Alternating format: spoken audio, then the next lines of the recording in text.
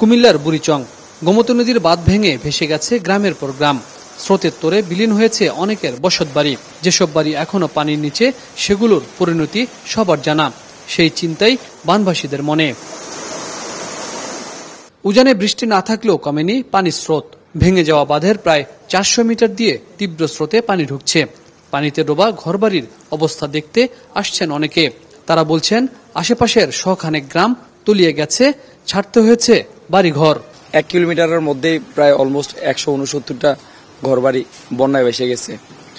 আর আমাদের 3টা স্থাপনা, পুকুর, মাছের ঘের ইত্যাদি, মুরগির ফার্ম, গরুর ফার্ম সবগুলা বন্যার সাথে ভেসে গেছে আর কি। ভয়াবহ বন্যায় জীবন বাঁচাতে অনেকেই আশ্রয় নিয়েছে বেড়িবাঁধের উপর। কোন রকমে তাঁবু টানিয়ে মাথা গুজেছেন তারা। কষ্ট কি বলবো, কষ্টের কথা। মানুষ যদি আমাদেরকে ত্রাণ দেয়, খাবার দেয়, আমরা খাবার খাই না।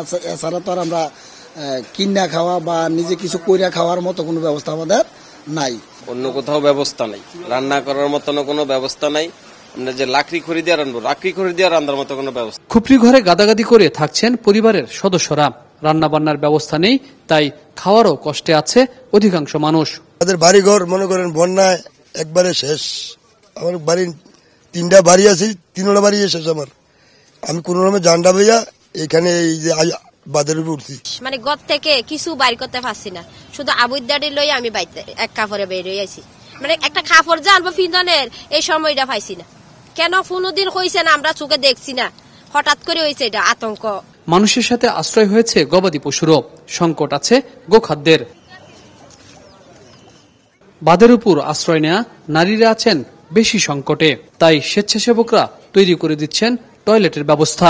শিশু সন্তান আর পরিবার নিয়ে চরম ভোগান্তিতে পড়েছে বানভাসী মানুষ। জলবায়ু পরিবর্তনের প্রভাবে নানা ধরনের প্রাকৃতিক দুর্যোগ মোকাবেলা করে বাংলাদেশকে টিকে থাকতে হবে। নানা গবেষণায় এমন তথ্য অনেক আগেই উঠে এসেছিল।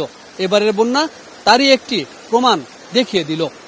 তাই বিশেষজ্ঞরা বলছেন, এখন থেকে প্রত্যেকটি জেলায় দুর্যোগ মোকাবেলায় প্রস্তুত থাকতে হবে, যেন মানুষজনকে অনেকটা নিরাপদে আশ্রয় কেন্দ্র সহ নিরাপদ স্থানে নিয়ে যাওয়া যায়।